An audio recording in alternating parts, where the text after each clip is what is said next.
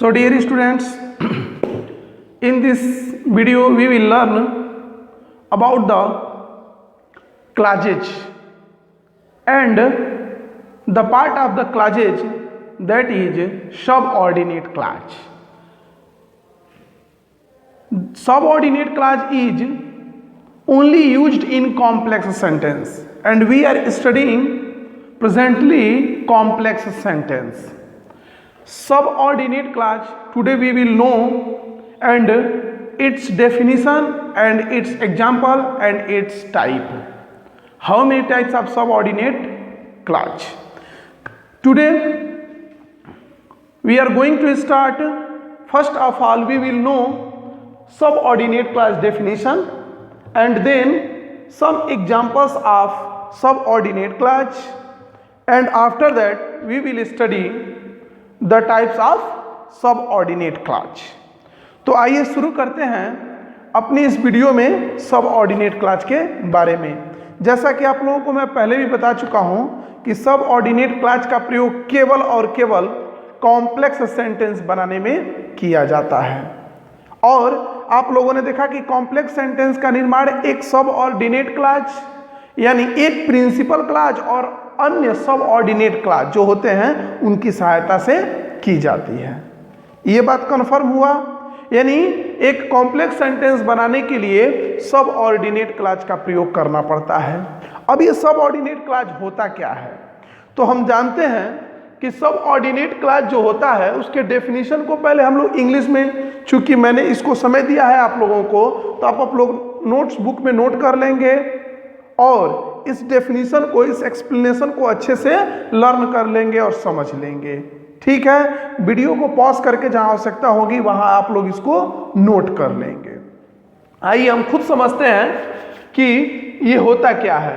तो the clause which is incomplete in sense, यानी subordinate clause ऐसा क्लॉज होता है, ऐसा उपवाक्य होता है जो अपने सेंस में इनकम्प्लीट होता है, यानी कंप्लीट सेंस ये नहीं देता, जबकि and depends on the principal clause to be completed, और अपने मीनिंग्स को कंप्लीट करने के लिए वह किस पर आश्रित होता है, वह होता है प्रिंसिपल क्लॉज पे आश्रित। यानी कि सबऑर्डिनेट क्लॉज तभी तक मीनिंगफुल होगा जब तक उसके साथ प्रिंसिपल क्लॉज रहेगा। अगर प्रिंसिपल क्लॉज नहीं है तो वह मीनिंगलेस है, इनकम्प्लीट सेंस में है। इसलिए subordinate clause incomplete in sense but principal clause पे डिपेंड होकर के यह कंप्लीट हो जाता है। अर्थात the clause which is started with, यानी ऐसा उपवाक्य जो किससे शुरू हो, तो इधर रिलेटिव प्रोनाउन, या तो किसी रिलेटिव प्रोनाउन से, या तो किसी रिलेटिव एडजेक्टिव से, या फिर किसी रिलेटिव एडवर्ब से।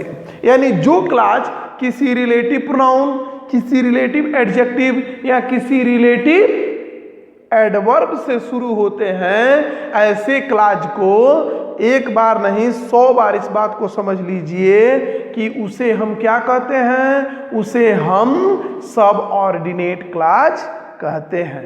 यानी कि सबऑर्डिनेट क्लॉज बनाने में किसका योगदान होता है, सबऑर्डिनेट क्लॉज को बनाने में हमारे योगदान देने वाले जो पार्ट ऑफ स्पीच हैं वे हैं रिलेटिव प्रोनाउन, रिलेटिव एडजेक्टिव और रिलेटिव एडवर्ब। यानी जिस वाक्य की शुरुआत किसी रिलेटिव प्रोनाउन, किसी रिलेटिव एडजेक्टिव या किसी रिलेटिव एडवर्ब से होती है, ऐसे उपवाक्यों को, ऐसे क्लॉज को हम क्या कहते हैं, सबऑर्डिनेट क्लॉज कहते हैं। यानी सबऑर्डिनेट क्लॉज स्वतंत्र रूप से कोई सेंस नहीं देता, लेकिन जैसे ही प्रिंसिपल क्लॉज पर आश्रित होता है, यानी उसके साथ कोई प्रिंसिपल क्लॉज आ जाता है, तो वह कंप्लीट सेंस देने लगता है। ऐसे उपवाक्यों को हम लोग सबऑर्डिनेट क्लॉज कहते हैं। अब एग्जाम्पल से इस चीज को हम समझ लेंगे। सबसे पहले मैं आप लोगों को बता दूं कि जो एग्जाम्पल्स मैंने लिखे हैं उसमें से मैंने दो कलर का यूज किया है और एक कलर का यूज हमने अंडरलाइन करने के लिए किया है। आप समझ भी सकते हैं अपने मन से भी और समझ भी रहे होंगे कि जो अंडरलाइंड सेंटेंस है, क्लाज हैं, यानी पार्ट्स जो है इस सेंटेंस के, जिसको मैंने अंडरलाइन कर दिया है और जिसको मैंने ग्रीन में लिखा है, वही हमारे सब ऑर्डिनेट क्लाज के एग्जाम्पल्स हैं। यानी ये सभी के सभी इसमें प्रिंसिपल क्लाज पर आश्रित हैं। यानी जो ब्लू कलर में लिखा गया है वह हमारा प्रिंसिपल क्लाज है और जो ग्रीन कलर में लिखा गया है वह हमारा सब ऑर्डिनेट क्लाज है। यानी पहले सेंटेंस में that 2 and 2 make 4 is a type of subordinate clause, यह हमारा एक सब ऑर्डिनेट क्लाज है।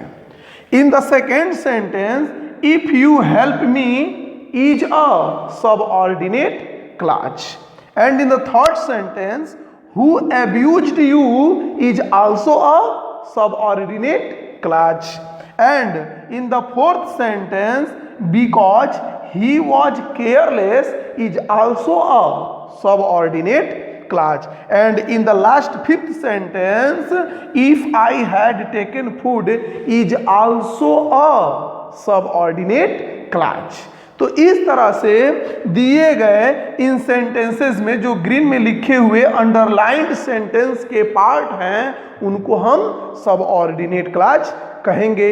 अब यह सब ऑर्डिनेट क्लाज किस किस तरीके से वाक्य में प्रयोग हुआ है, इसी के आधार पर हम कह सकते हैं कि सब ऑर्डिनेट क्लाज के भी प्रकार होते हैं। यानी आप जान सकते हैं कि इस दिए गए वाक्य में, ये जो वाक्य मैंने दिया है इसमें ये जो वर्ड मतलब पार्ट ऑफ सेंटेंस आया हुआ है वह कहीं ना कहीं किसी न किसी नाउन की जगह पे या किसी न किसी एडजेक्टिव की जगह पर या किसी न किसी एडवर्ब की जगह पर आया है। इसीलिए सब ऑर्डिनेट क्लाज के भी कुछ टाइप्स होते हैं। वह सब ऑर्डिनेट क्लाज के कितने टाइप्स होते हैं हम लोग जान लें। सब ऑर्डिनेट क्लाज के मुख्य रूप से कितने प्रकार के होते हैं सब ऑर्डिनेट क्लाज? 3 प्रकार के। तो हम लिख सकते हैं टाइप्स ऑफ सब ऑर्डिनेट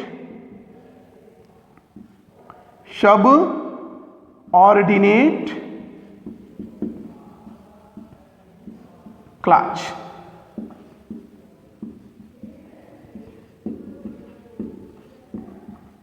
ठीक है, तो सब ऑर्डिनेट क्लाज मुख्यतः 3 तरह के होते हैं। कितने तरह के होते हैं? 3 तरह के होते हैं। पहला होता है नाउन क्लाज, पहला होता है noun clause. The first clause of subordinate clause is noun clause. The second clause of subordinate clause is adjective clause,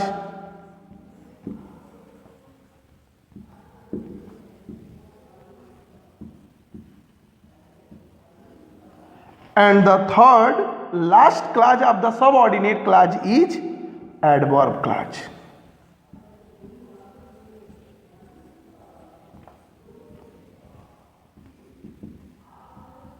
adverb clause यानी संज्ञा उपवाक्य, विशेषण उपवाक्य और क्रिया विशेषण उपवाक्य।